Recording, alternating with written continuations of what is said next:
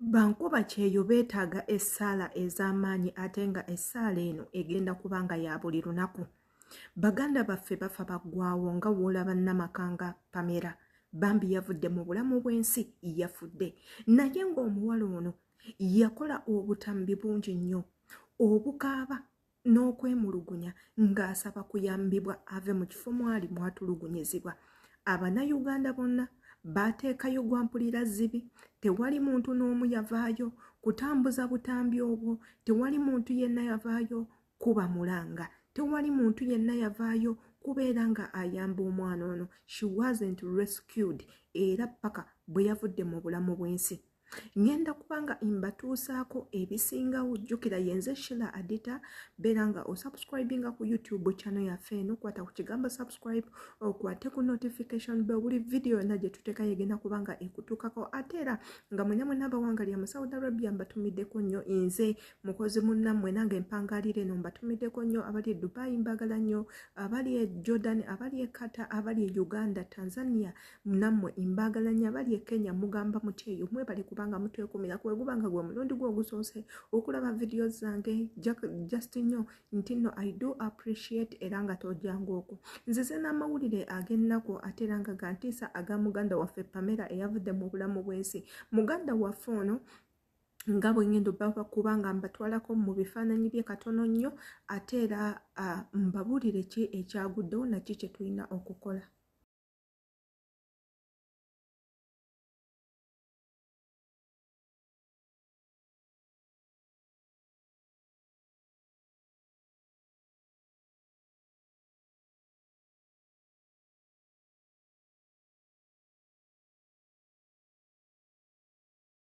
Oyo nno ye muganda waffe Pamela bambi abikiddwa nti nno yafudde era nga omulambo gwe guli mu mochale.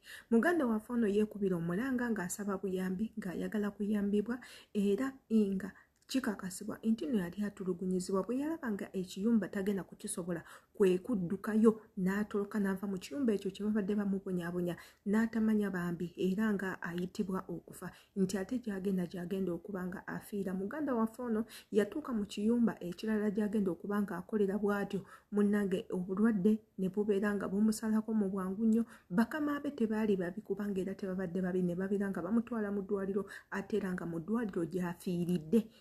Afiiridde mu ddwaliro. Gwe wenna alaba akatambi kano kasalemu obeere nga okatambuza. Ate era nga tufunyeyo amawulire ag'essanyu nti gwe atulugunyizibwa nga weetaaga buyambi mu bunambiro nga embeera ekuyinze ewa mukama wo gy'okolera olina okukola ekintu kimu. Soma akapande ako kentadde awo n'ennamba eziri okwo osobole okukuba essimu obeere nga oyambibwa. Contactinga abantu ng'okozesa ennamba eziri okwo ojja kuba nga oyambibwa mu bunambiro nnyo. Ebintu by'okutta baganda baffe bannange birina okuba nga bikoma. Tugenda kukola tutya? Kwe kwekwata wamu ne tubeera nga tukuba omulanga. Kambatwaleko mu katambi ka celebrity omu ng'ayina ensonga z'ayogera ku bintu by'obwa ba housemaid. Ki ekirina okukolebwa ng'ali mu complaininga alwayizinze eddoboozi lye naye aliseeyo alabe nga waliwo ekikolebwa. Katugenda ku mwaka akatambi ate era tukomewo. Waliwo omuze ogufuusa omuze bannyabo ne basse mu mawanga g'Abawarabu wano okutta bannyinaffe obbatulugunya obbasalamu ensigo ebibumba emitima ne buli kalonda w'omunda gwe baagala. Buno obulango bw'okuyita bannyinaffe ogenda ebweru okukola buli ku zi TV ku zi radio. Kyemmanyi nti bano abasajja Abawarabu abamu bakolagana n'amakampuni agamu ag'abaddugavu agali wano ne gatwala bannyinaffe sime passport zaabwe transport waabwe mujje mugende mukole ne babayita n'essanyu ery'amaanyi nga basuubiza omusaala omusava okutuuka eyo omwana ebintu ne bamwefuulira nga n'abamu bannayuganda mwebali mu kintu kino eky'okutulugunya abaana bano.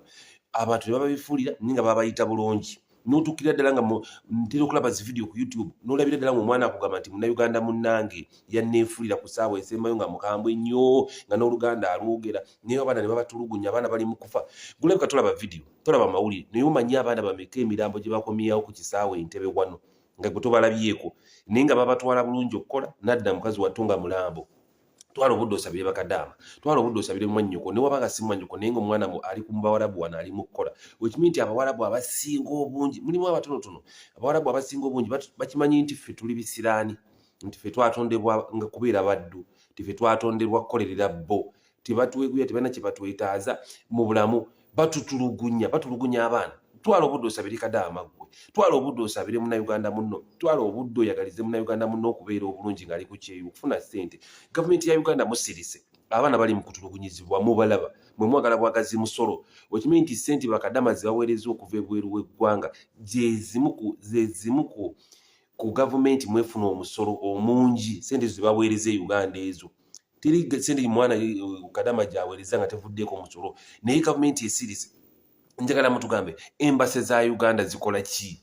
Embase z'abasajja abeziri wano mu Uganda zituyambye tutya?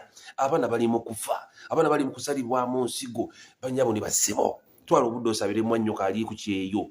Ne wabanga si wa musaayi gwo naye ng'ali ku kyeyo, twala obudde omusabire. Si bonna nti bali bubi, naye abasinga bali bubi, bali mu kukaaba maziga. Abamu n'okudda ku kyagaanye, abamu baabawamba. Omuwarabu yamanyi nti ye mwana wa Katonda omutuufu. Ffe tetuli baana ba Katonda, ffe tuli baddu gye bali, bannyabo ne bassebo.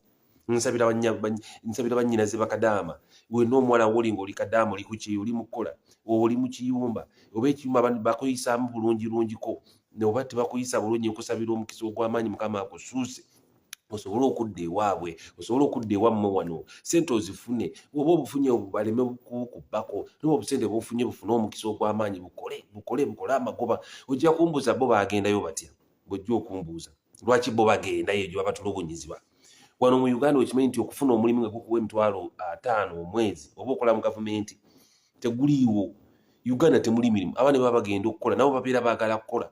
Teri mwana agenda nti kangende bambonyeebonye, no. Buli mwana agenda kukola ssente, naye atuukeyo ng'ebintu bikyuse bwe yabirowooza nga si bwe biri. Abaana bavundira mu biyumba, gavumenti musirise, mutudde mutunula, muli mu kulya buli bikyepere.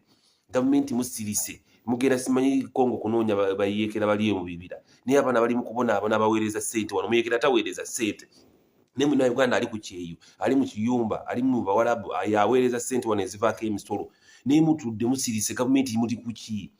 Mwe abali mu gavumenti abaana batulugunyizibwa, abaana basalibwamu ensigo, abaana bali mu kubonaabona mu biyumba. Gavumenti mutudde, gavumenti situkkiramu obeeko kyokola ku bakadama ababonaabona, ku bakadama abatulugunyizibwa. Gavumenti ya Uganda mubeeko kye mukola bammwe abasajja bali mu gavumenti, tubagambye, tubakubidde omulanga nti abaana babonaabona, mubeeko kye mukola ku kampuni ezibatwala, mubeeko kye mukola ku embase, mubeeko kye mukola ne gavumenti mufunire abaana emirimu wano e Uganda.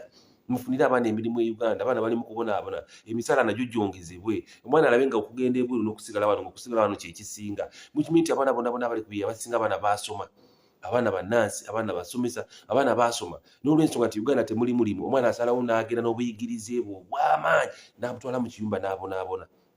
Nga gavumenti musirise, mutunula, muli wano mulaba bulabi. Gavumenti musitukiremu, abaana mu biyumba battibwa, babonaabona, beetaaga obuyambi bwammwe. Abaana beetaaga okudda eka, abaana beetaaga okunoonyezebwa wa gye bali. Muyambe. Gwe wenna ng'oli mu kiyumba olaba vidiyo eno ng'oli mu kubonaabona, gezaako okutambuza obubaka, gezaako okutambuza message wa wooli, baani abaakutwala, oyinza kudda otya. Gavumenti ekuyamba eti namba z'essimu, teekako ennamba ze ez'essimu, basobole okunoonya wooli, osobole okudda eka, ovemu abo abasajja Abawarabu. Bonna si babi naye abasinga babi nnyo, battemu abo Abawarabu boolaba.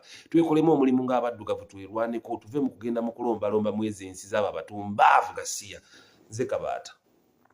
Mukama ampeere Kadama yenna omukisa, ali mu kubonaabona n'atali mu kubonaabona naye ng'ali mu kukola.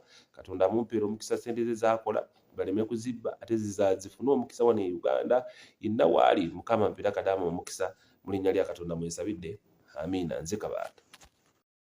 Keeko nno akatambi nga bwe nkabawadde aka celebrity waffe ng'alina ensonga z'ayogera ezikwatagana ku bankuba kyeyo. Wano we neebuuliza gavumenti ennamba ejjuddemu abantu mu sectors ez'enjawulo, omuntu wa bulijjo bw'asobodde okulabira ekintu kino nti abantu abakola e Bulaaya beetaaga obuyambi olw'ogw'omukulembeze. Bannange ensi za Africa ziyina omululu, abakulembeze bali very greedy, abakulembeze tebaagaliza, abakulembeze tebafaayo, kyokka ate ne ku ntebe tebaagala kuvaako. Ekintu ekyo kinnuma ne kimmaliramu ddala amaanyi. Wabula ng'ate yenze Sheila Adita, subscribinga, likinga, commentinga ng'okozesa erinnya lyo n'ekifo mw'owangalira. Mbaagala nnyo, see you in my next video.